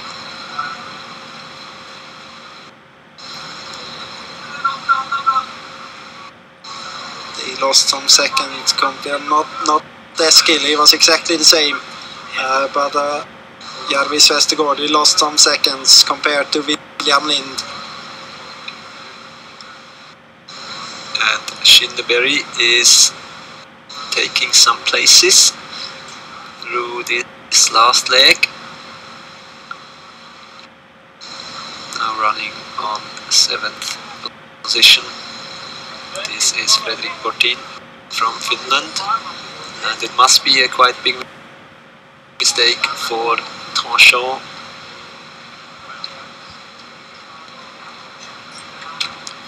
Fredrik Bortin, he lost contact to Eskil Skinneberg. They were together at the last TV control, and now he is almost 50 seconds behind. This is again the replay. Maybe we can see why France is losing time. We focus on the dot, but the GPS is not working properly. It's a pity, but there must be some problems. Some problem for Frédéric Tranchant in the forking. I think he must have missed one of the forkings there.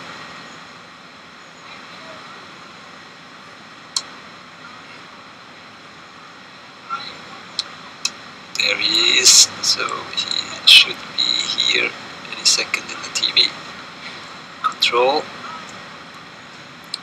But lost a lot of time through this forking at the 9th control. We also had the punch from William Lind at the 13th control some seconds or minutes ago, and no other punch yet, as we can see on the GPS, but he has some strange direction out there, like we saw Yannick Michels having earlier, so let's hope he's not going into this olive green area. I think he now corrected his direction and following the border of the forest. We also see that Russia and Switzerland are still running together, and Gustav Berryman is maybe closing in a little bit on them. But William Lind is still in a very clear lead. And now we have the punch from Daniel Hoopman, 1 minute and 47 seconds, so 4 seconds he was able to catch compared to William Lind, but that's not very much, and we also see that it's unforked from here all the way to the finish. And Dmitry Tsvetkov is still together with Daniel Hoopman, 5 seconds behind.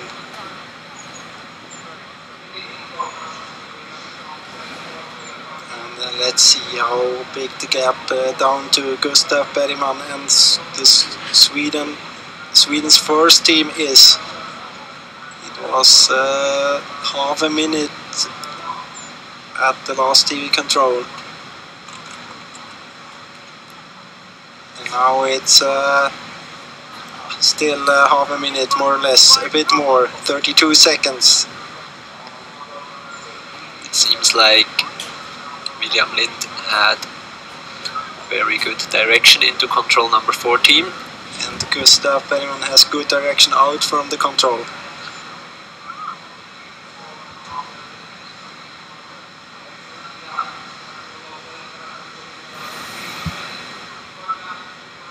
So there are not too many controls left for Sweden and William Lind now.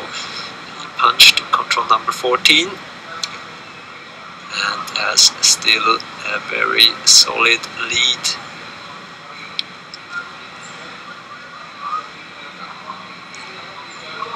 Over his chasers, who are Dmitry Tsvetkov, Daniel Hubmann and Gustav Bergman.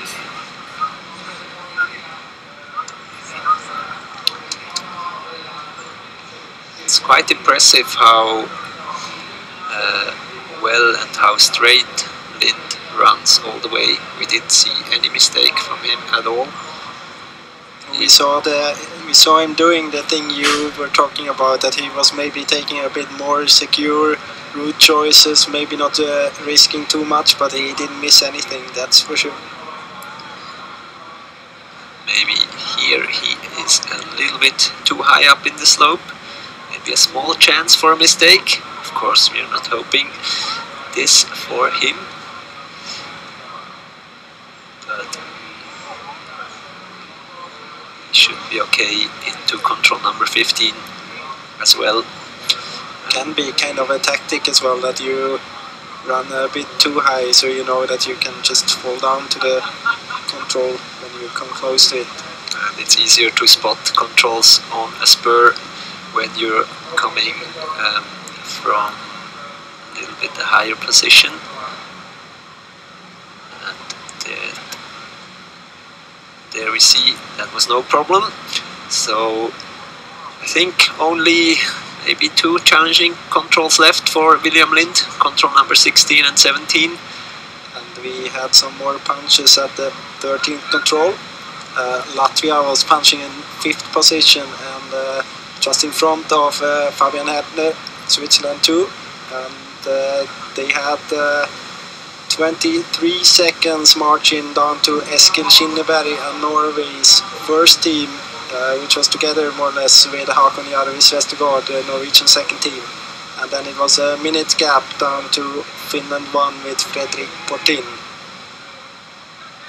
And now we're back with some GPS here. We got the Russian team and the Swedish first team back, and still more than 1 minute. We also know that Daniel Hubmann was together with Dmitry Tsvetkov, so we should be somewhere around the Russian, even to this 15th control. And we also see that the lead of William Lind is more than 1 minute. It should be approximately 1.5, maybe even more, according to this GPS data. And also the Russian Tsvetkov has no problems into control number 15. But Bergman is coming closer, and maybe he can see the other runners now. So he is back in the fight for a medal. And maybe we are not going to see an exciting sprint for the first place, but maybe for the second and third. So could be quite an exciting finish up this steep slope here, as well in the men's course as we saw earlier on in the women's relay, where Sabine Hauswirth was able to hold off Tove Alexandersson by 1 small second in a very tight finish. So maybe the Swedish team can take revenge on the Swiss team here in the men's relay. It certainly looks like it. We have Switzerland back there together with Russia, and still some seconds down to Gustav Bergman. And at the same time we see that everything is going as it should for William Lind still.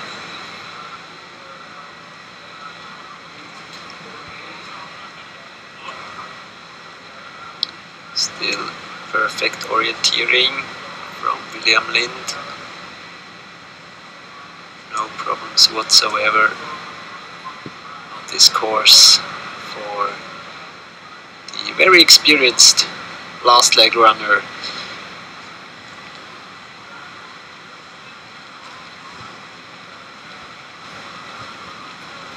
And the 18th control will be the TV control. And from there it's just climbing up to the third and second last, and then to the last control. William Lind is just continuing the good work, and I think he will take home the victory for the second team for Sweden. And behind the Swedish team we will see a battle for the silver and bronze, and maybe we also will have Gustav Bergman in this battle, but at the moment he seems to be some seconds behind, so maybe we will have a tough time to catch up with the others, but we'll see. Certainly interesting with the fight between Zvetkov and Hupman, both very experienced runners. And I actually think even that they were already fighting against each other as juniors. There is Hupman, he's in front. There is Zvetkov. Maybe this is already a small decision, some seconds ahead. And now Hupman is taking the route we think is a bit slower, maybe, and Zvetkov is following, so no problem at all, even if it's a bit slower, but it can open up for Gustav Bergman if he comes very soon. Here he is. So he is maybe half a minute behind. That's quite a lot anyway. It's not that much left of the course. He's punching the control. 2 minutes and 3 seconds behind, and he's taking the same route out of the control. So very soon we will have William Lind to the last control and in for a victory in today's relay.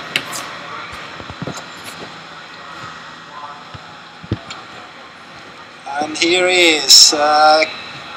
Turning around, taking a look and winking into the camera.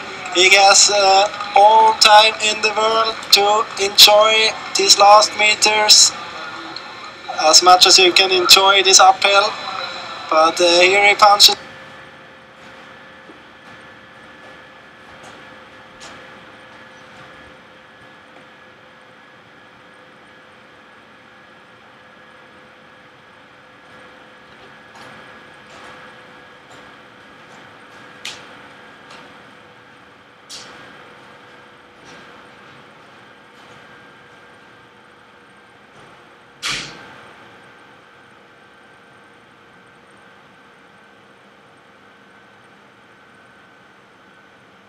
Jonas Andersson, Albin Riedefeld and William Lind in this WorldCup relay.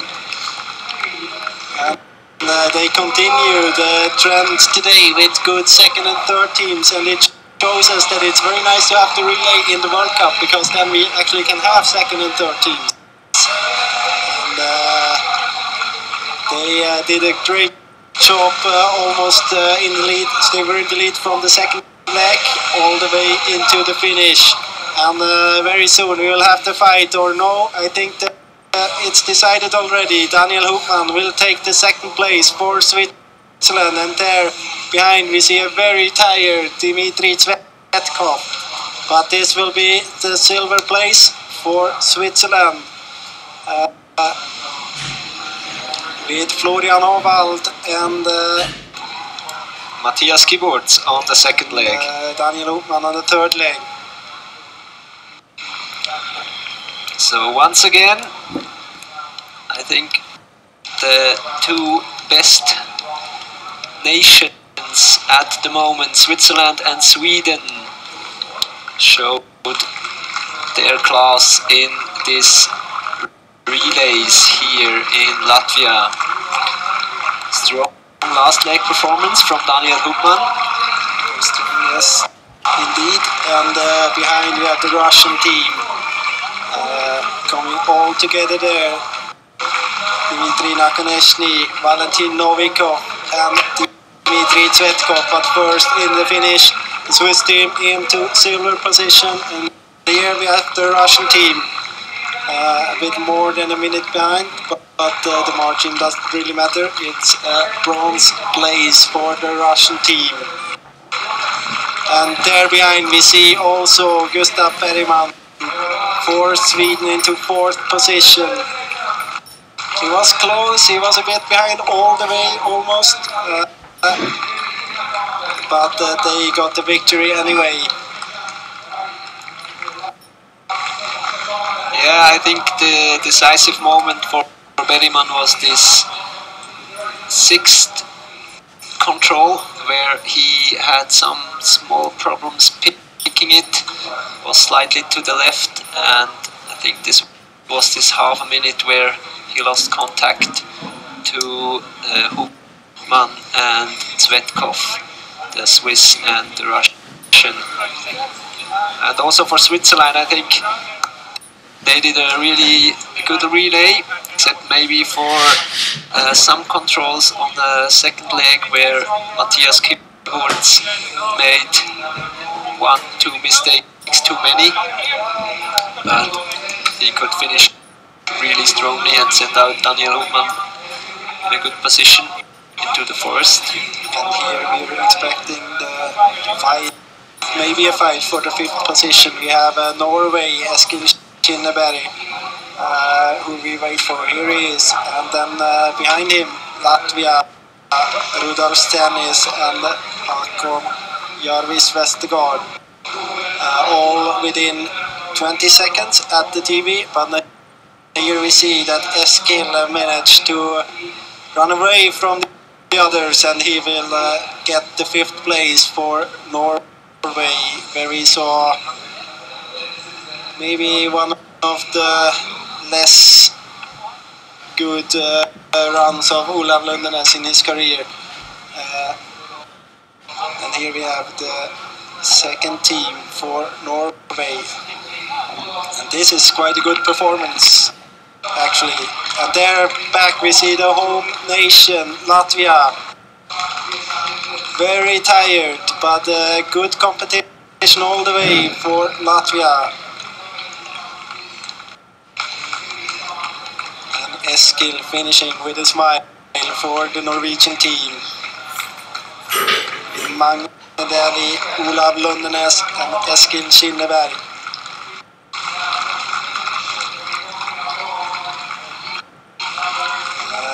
They managed to be the first team, even in the result list, but it wasn't a big margin there. Jarvis Vestergaard with a good performance on the last leg here.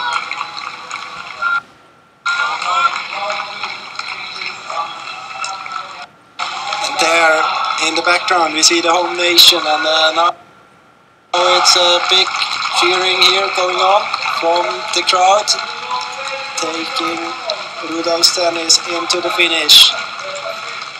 Very solid performance sees throughout the relay, and this looks promising for next year's World Champs. On home soil, the Latvian team coming into 7th position, 4.5 minutes down Sweden's second team. And this is Fabian Hertner walking